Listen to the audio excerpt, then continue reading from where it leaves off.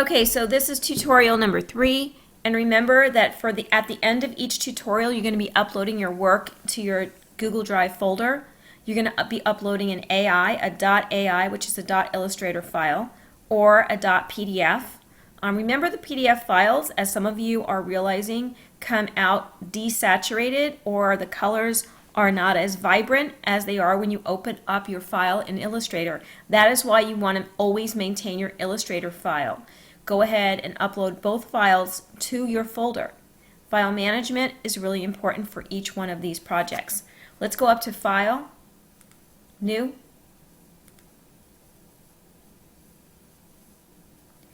and we're going to just title this Line Segments. So we're going to title this Practice 3, and we're going to go Line Segments. Now for some of you this is going to be a review. I understand that. Make sure the artboard is 1. We can always add more artboards just like we can add new layers. And then we're going to go ahead and we're going to make this 8.5 by 11. Let's go to the line segment tool, and most of you will just have this line segment showing unless you've been using the tool. And again, I recognize this might be a review for you. However, these tutorials will come in handy when you are designing your logo. Let's go to the line segment tool. Let's left click. Let's pull out a line segment. Hold down the shift key, you'll get a straight line in either direction, vertically or horizontally. If you don't hold the shift key down, then you're going to get a line that is movable. And you can manipulate it and change it any way you want. Okay. Go ahead and select the line that you created. And you'll know it's selected because you'll have that blue box with the handles around it. And let's go up to this option right here, Variable with Profile. Your Variable with Profile is a really great tool to use, and in order to see that we have to make it a larger stroke. So let's go 14. And you can change, and this is going to be a great thing for you to be using for all of your, so play around with this. Remember at one point you're hardly going to see it, but as you go larger point sizes you'll see it. Of course you can change the color, the direction, and whatever you like, the attributes of the line. Okay, using the variable width tool you can get some very cool things. If you create something that you really like for example, if this was something you really wanted to hold together as one complete piece, you would select it with your black selection tool, go up to Object, Group, and now this would stay together. And you could move that around any way you wanted, and you could go ahead and grab one of those handles and hold down the Shift key to keep it in proportion and make it smaller. Not that small though. There we go. And you can go ahead and do some really cool border effects and all kinds of effects that you might want to use for your logo. Okay, so the next thing that we have here is a spiral tool. And I'm not going to get into the arc tool. It's pretty basic. The arc tool is just like this tool, except it's an arc and not a straight line. So you can do the same things with your variable width tool, with your arc tool, that you can with your line segment tool. Spiral tool is pretty interesting. And watch what happens when you use your variable width tool with the spiral tool. It looks really beautiful. So here's our spiral. And let's double click into the white space, or you're anywhere in your workspace or your artboard, and you're going to get the dialog box for the spiral tool. And you can go ahead now and you can reverse the direction of the spiral, click OK, and it's now going to change it. It didn't change it. Let's go back here because I clicked in the same direction, that's why. Okay, go OK. Now it's going to change it. Yeah, there we go. And so let's go ahead and let's put that over here on the artboard. Come on, come on. Oh, come on. There we go. Now, let's go ahead and let's change the stroke on that to 8 point. And let's go here, let's make it black so you can see. Okay, let's make it black. And then go to Uniform and go ahead and change that. And it's really cool. You can get some really great, I mean, I love this effect. It's really thin here and thin on the end. And it looks really beautiful when you start to play around with this tool. And I've created logos using the spiral tool. It was a a company called Pacifica del Sol, and the P in the first letter of the name of the restaurant, Pacifica, I used the spiral tool to create a shell for the P. And so, yeah, you can go ahead and change this around any way that you want. It's a little thicker, and let's make this a thicker point. Let's go to a 12 point. Here you can really see all the beautiful effects you can get with that. Oh, that's interesting. This is calligraphic, where it's thick and then it thins off like that. So then when I select it and I grab onto my handle, I can change this around any way that I want. And it looks really pretty. You can also use this if you're doing a vector line illustration with someone who has hair. You're doing a character with hair. You can use these spirals for hair. And you can use your variable width tool. Hold down the shift key so it doesn't get all out of proportion. And you can start creating hair for different figures that you're creating in Illustrator. And then what you can do, you can grab this and bring this over here, and then go to your white selection tool and click on an anchor point, and you're going to get some handles. There you go. So you get your handles, and then you can start changing this around.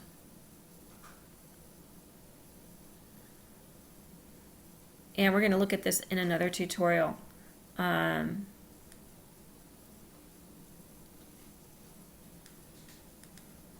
So it's really fun when you can start grabbing onto those handles and changing them around and getting some super cool shapes and you know, even letters. So that starts to look like a really fancy B, and I can take my line segment tool now and draw a line right here, connect these two, hold down my shift key so I get a straight line. And now I have a fancy looking B, you know, so that could be like, you know, the first letter of a, no, cancel that. So it's the first letter of a, maybe like, you know, Barbie, or whatever. And then I can go ahead and I can create an object out of this, so group that, so that stays together. So there's all different things that you can start creating once you get learning on how to use your tools. All right, what else is here? Oops, that's the wrong one.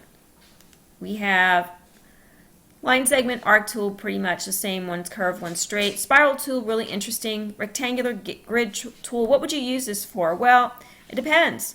You know, maybe you have a highly technical logo design and you want something that uses a grid.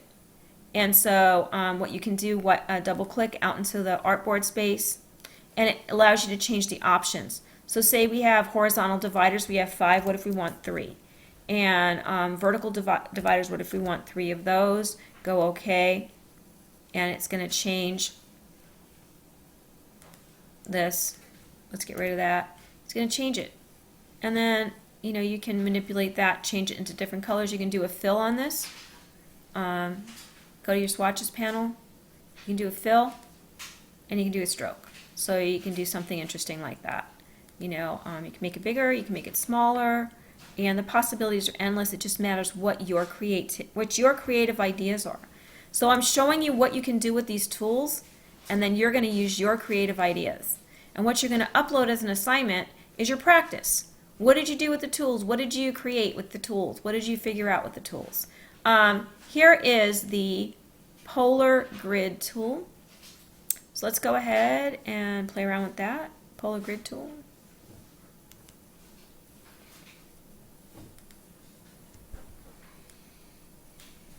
And that is wonky looking, so let's hold on the shift key, hold the shift key down, get a nice polar grid there. Double click into the artboard space, and you're going to be able, how about if we don't want any dividers, 0 dividers, what happens? 0 dividers. Oh, look at that. Okay, we start getting some really cool things here. Now if you hit the white tool, and click on these points, you're going to get handles, and you can start changing things around in here. I don't know. You know, what do you want to do with that? Maybe you don't like that. Maybe you like that. Who knows? All right, so let's go ahead back to the polar grid tool. And when you draw a polar grid, hold the shift key down if you want one in proportion, and double click into the white space. And what if we want 2 dividers and radial dividers? How about we want 4? What do we get then? Okay. Now watch this. Hold down the shift key, get this out of the way. Okay. I betcha, let's go down here. Let's get that, let's click out into the white space and get that dialog box back. And I'm sure that Target used an illustrator, an artist that is, to create their Target logo using the polar grid tool. How about no dividers? How about 0 dividers? And how about 3? What do we get? Click out in here. That's not what I want. How about 3 here? And radial is none. What do we get? Okay, so this looks so much like the Target logo, with maybe less concentric circles. And we could probably delete some of these. So if I click on one individual one, maybe not. You have to go ahead and just use your dialog box to tell it how many circles you want. Can we fill it with color? Yeah, we can. So there you go. All right, I haven't really. This looks like a B. I haven't used the polar grid very much, or the rectangular grid tool, but I've used the spiral tool and the variable width tool. So there is your tutorial on line segments, and when you go ahead, you're going to upload a great practice on line segments, and let's see what you can do with that.